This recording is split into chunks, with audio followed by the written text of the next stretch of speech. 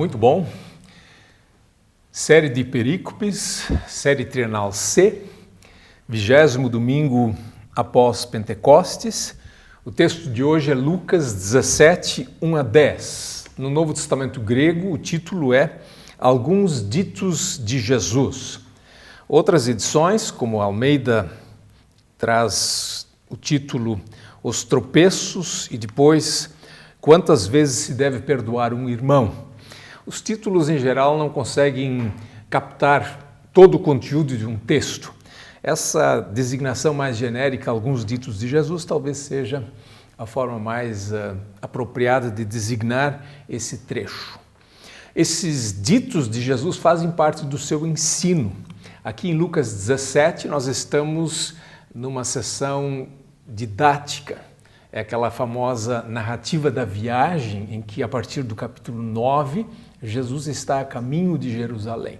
E nesse estar a caminho, ele ensina repetidas vezes, ensina por parábolas e ensina agora também através desses ditos ou ditados. Os textos que acompanham essa leitura são o Salmo 62, o começo de Abacuque 1 e Abacuque 2, depois também 2 Timóteo 1, 1 a 14. Ao final eu vou fazer um pequeno comentário sobre como essas leituras conversam com esse texto de hoje. Vamos começar olhando o texto grego, no versículo 1. Numa tradução literal diz, disse então aos discípulos dele. Aqui não aparece expresso nenhum sujeito. A tradução de Almeida, Revista Atualizada, já é dinâmica nesse ponto. Ela já traz o sujeito, ela já explicita, ela faz isso de vez em quando. Hoje, com a nova Almeida Atualizada, estamos fazendo isso de forma sistemática, para deixar claro quem está falando. O texto grego não identifica quem está falando. Diz apenas que ele falou para os seus discípulos, mas não custa incluir Jesus. Então, o que Jesus disse? Ele disse, Anendek ton estin tuta skandala me eltein, plen uai dihu erchetai. Literalmente, impossível é os escândalos não virem. Isso é uma forma, ele usa duas negações para dizer que os escândalos ou os tropeços fatalmente virão. E esse primeiro termo ali, anendekton, esse é um rapax legomenon, ele ocorre só aqui no Novo Testamento. E o termo escândala está presente no português, né, na forma de escândalos, e literalmente é um tropeço, algo que se coloca no caminho para que alguém tropece.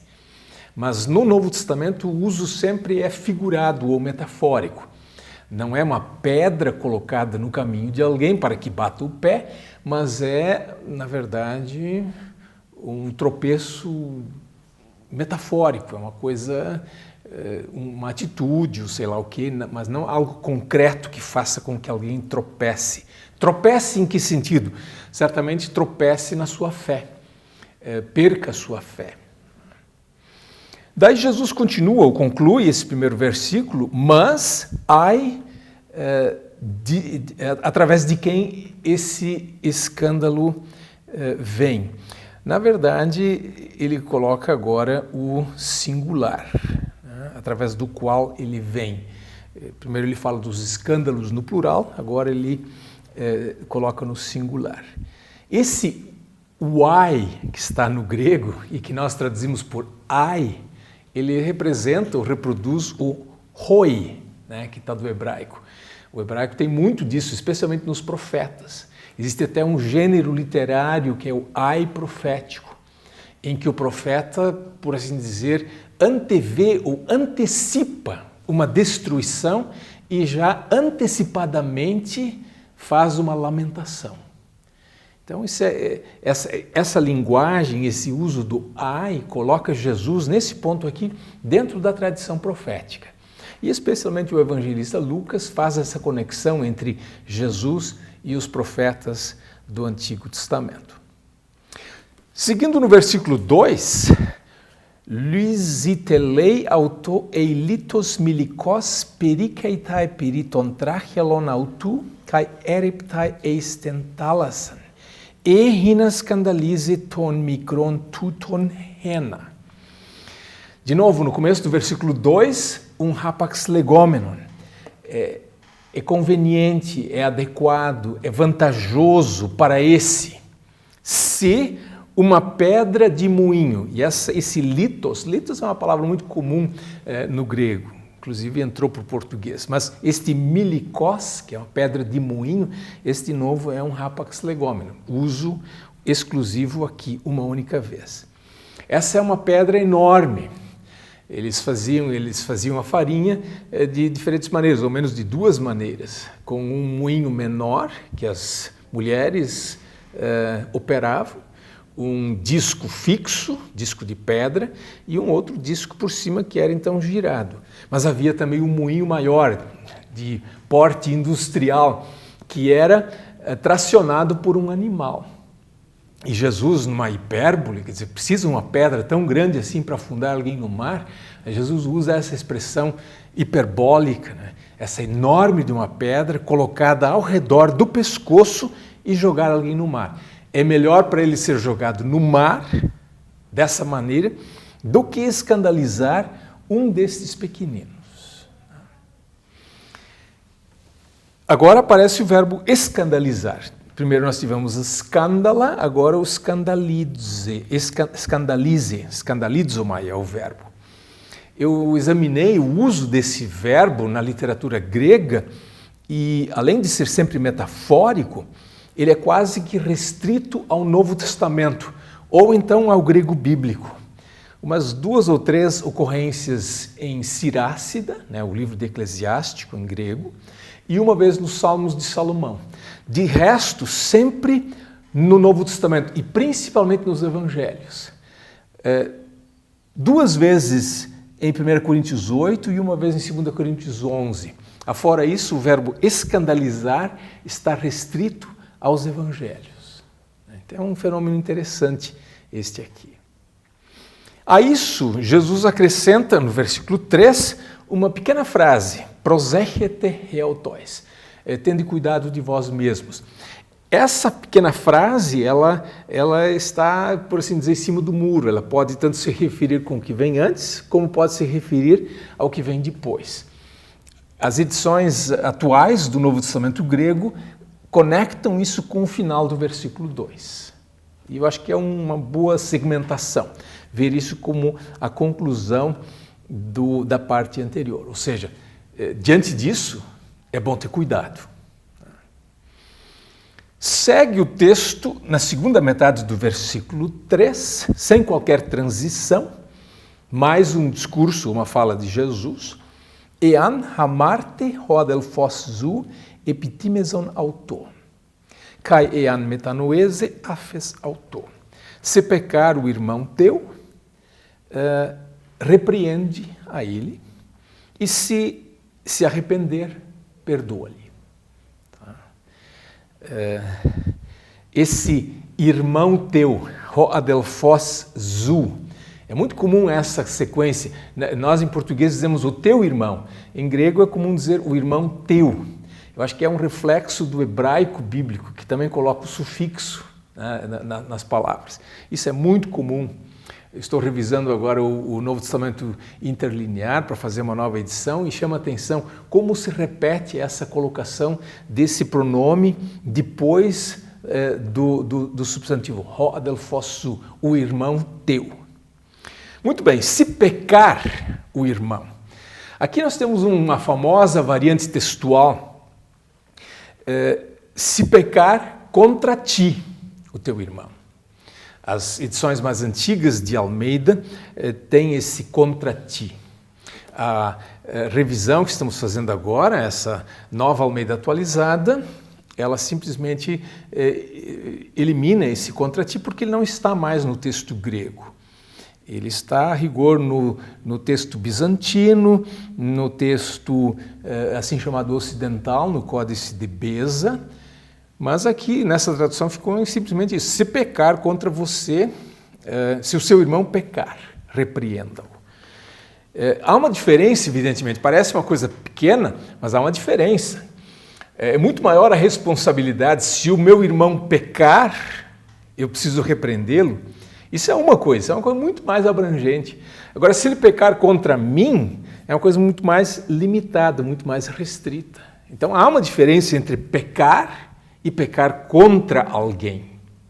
Então, essa afirmação inicial é uma afirmação bastante genérica, se a gente ignora a variante textual, esse acréscimo que aparece na maioria dos manuscritos.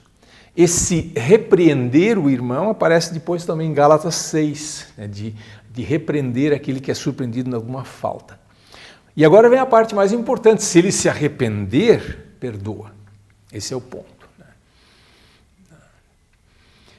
E agora Jesus acrescenta no versículo 4, e se 7 vezes ao dia pecar, eis Zé, ou seja, contra ti, contra você. Aqui nessa continuação do versículo 4 não existe variante textual, ou seja, aqui o pecado é contra mim. E se ele 7 vezes voltar para ti dizendo, estou arrependido, perdoa-lhe. Então, aqui existe um paralelo temático, ou inclusive linguístico, com aquela famosa passagem lá de Mateus 18, né? Quantas vezes devo perdoar o meu irmão? 7 vezes. E aí Jesus responde, não 7 vezes, mas 70 vezes 7, que poderia ser 70 vezes 7 ou 70 vezes mais 7. Então, daí vira 70 vezes 7, 490 vezes, ou então 70 vezes mais 7, que seria 77 vezes, conforme está na Bíblia na linguagem de hoje. As duas leituras são possíveis, porque, na verdade, não existe o sinal de vezes no texto. É 70 vezes 7. E você precisa colocar o sinal ali, se é um X vezes ou um mais.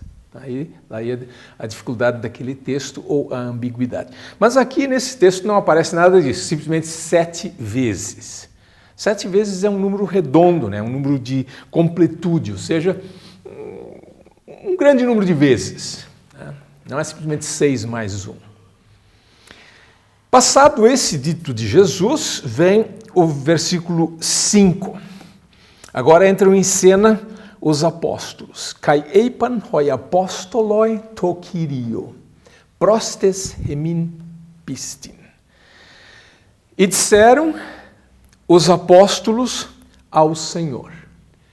Agora, de novo, temos uma característica do Evangelho de Lucas.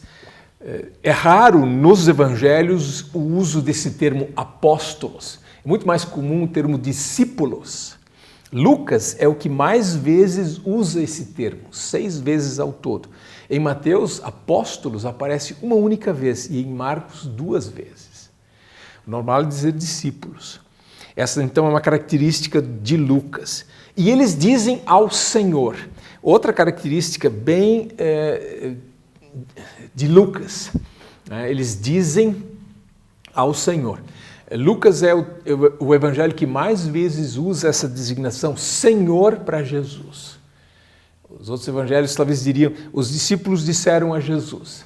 Lucas diz, os apóstolos disseram ao Senhor. E o que eles pedem? Eles pedem prostes hemin pistin, ou seja, acrescenta a nós fé, que a gente pode traduzir aumenta-nos a fé. Quer dizer, eles querem que seja colocado mais fé em cima da fé que se tem. Qual é a resposta? Versículo 6. Eipendeho Kyrios. O Senhor disse. E agora há uma sutileza aqui na tradução. A nossa tradução atual de Almeida, ela é mais, como é que eu vou dizer? Ela tenta ser mais conservadora. Na verdade, o texto é mais desconstrutivo do que parece, né?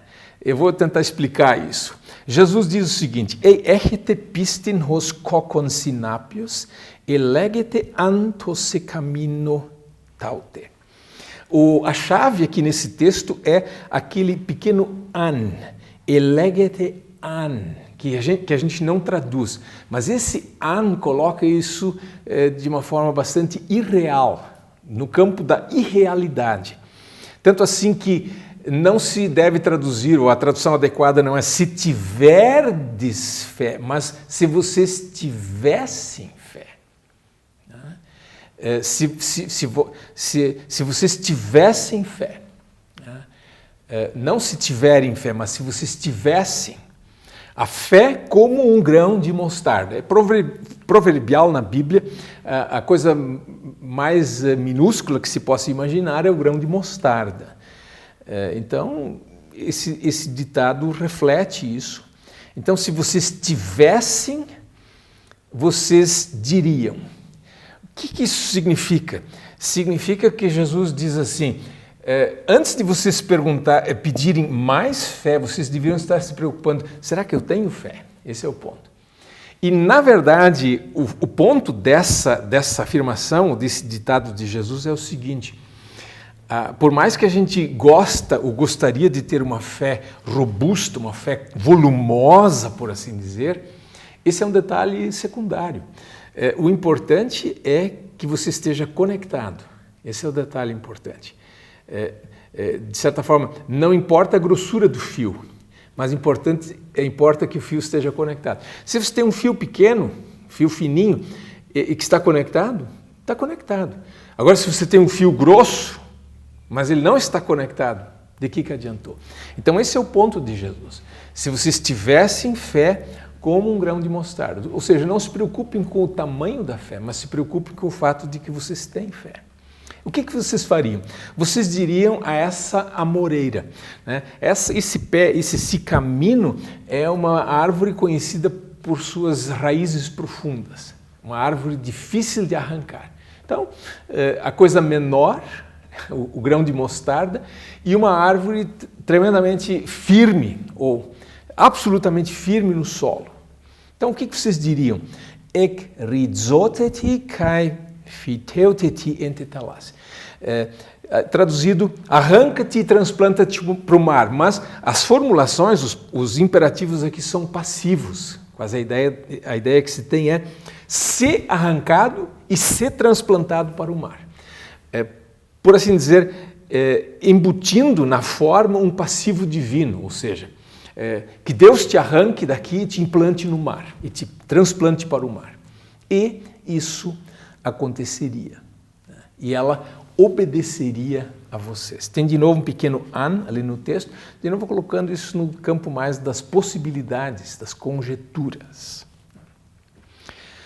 O texto segue no versículo 7, agora sem nenhuma introdução, sem nenhuma frase que diga assim, e Jesus continuou, ou algo desse tipo, mas é a fala de Jesus.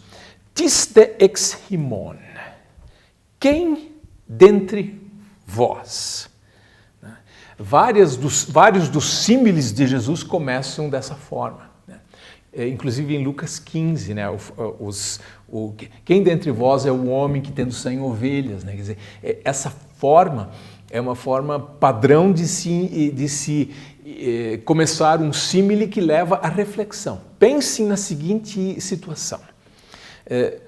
Alguém tem um dulon, um servo ou um escravo, que está fazendo o quê? Arotrionta e poimainonta. A nossa Almeida traduz como ocupado na lavoura, literalmente lavrando o solo. Ou então poimainonta, ele está fazendo a função de pastor de ovelhas. Essas são as duas grandes ocupações na Bíblia. A Bíblia é um livro agropastoril. Ou as pessoas estão ocupadas com a agricultura ou com o pastoreio. Então esse servo está fazendo uma das duas coisas. Jesus coloca uma possibilidade ou um exemplo não especificando se ele vai fazer uma coisa ou outra, porque isso na verdade aqui nem interessa ou não é o ponto principal. Então você tem um escravo, um servo, que está no campo fazendo uma atividade, o qual, exeltonte ectu agru, voltando ou entrando do campo, será que você vai dizer para ele, quando ele voltar, Eiteos para elton anapese, ou seja, imediatamente, aproximando-te, reclina. E aí temos o verbo anapipto no final do versículo 7, que é, de novo, um verbo típico do Novo Testamento, que as pessoas, o que reflete essa situação é que as pessoas não sentam à mesa, mas elas se reclinam sobre um estrado ou sobre um tapete, seja lá o que for, elas se estiram no chão para comer, elas não sentam à mesa. Esse texto, de novo, reflete esse costume cultural.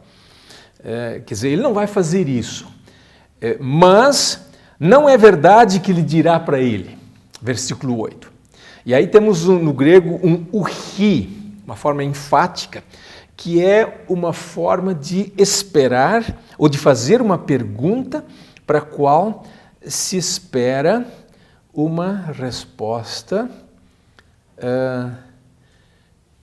positiva. Não é verdade? Claro que ele vai fazer isso aqui. Ele vai primeiro pedir para ele, prepara algo para que eu coma, cinge-te, ou seja, coloca o avental, ou então passa uma faixa na cintura e serve a mim até que eu coma e beba, e depois disso você comerá e beberá. Se é uma refeição, já naquela época, como é que está numa refeição? Coisas para comer e beber. Comes e bebes. No versículo 9, agora ele faz uma pergunta de forma diferente, iniciada com me. Literalmente não, mas a melhor tradução desse me interrogativo é será que? E a resposta é não. Será que ele tem gratidão ao servo porque fez as coisas ordenadas? Não. Se você tem um servo, um empregado e diz para ele faz isso, e ele faz, você não precisa a rigor agradecer. Sempre é bom agradecer, mas no caso aqui, em se tratando de um escravo, não há motivo de gratidão. Por quê? Porque ele tem a obrigação de fazer isso. Você simplesmente ordenou que ele o fizesse. E aí Jesus conclui, Hutos kai himeis, hotan poiesa te panta ta diatachtenta himin, legete hoti duloi achreioes men. Ho-ofeilomen poiesai pepoiekamen. Assim também vós, quando fizerdes todas as coisas que são ordenadas a vós, dizei, servos sem uso, servos inúteis somos. O que devíamos fazer, fizemos. Então, o fato de que se você é servo de alguém, você não tem mérito ao fazer aquilo que se espera que você faça. É a sua obrigação fazê-lo. Só um detalhe que eu ia esquecendo, no versículo 9, alguns manuscritos, isso está no Nestle Aland, eles complementam, eles colocam ao final do versículo 9, claro, é uma glosa, que alguns copistas inseriram, eles têm um udoko, literalmente, não penso, não acho, ou então, acho que não. Será que ele vai agradecer ao servo por ele ter feito isso? Acho que não, claro que não. Quer dizer, a pergunta é retórica, ela não precisa de uma resposta, mas os copistas colocaram para deixar claro que é óbvio que alguém não vai precisar agradecer, porque não é um favor, mas é uma obrigação. Então, duas coisas ainda. Nós temos aqui uma sequência de vários ditos de Jesus. Na verdade, são 4 pronunciamentos de Jesus. Eles não são fáceis de conectar. Um dos desafios da pregação aqui vai ser o que um texto tem a ver com o outro, o que uma parte tem a ver com a outra. Começa com os escândalos, fala da questão do perdão ao próximo, fala da questão da fé, né? E fala da questão do servir, ou de ser um servo inútil. Um autor que eu consultei, ele ao menos dá uma pista, eu acho que vale a pena pensar nessa direção, ou ao menos investigar essa possibilidade, na medida em que os 4 pronunciamentos não são fáceis de conectar. Esse autor começa com o final e diz assim: se nós fazemos o que fazemos, não temos nenhum mérito nisso, porque é aquilo que se espera que a gente faça. Não há nada de excepcional, e agora dá para listar as 3 primeiras coisas. Não há nada de excepcional em evitar escândalos ou não levar alguém a tropeçar. Esse é o nosso dever cristão.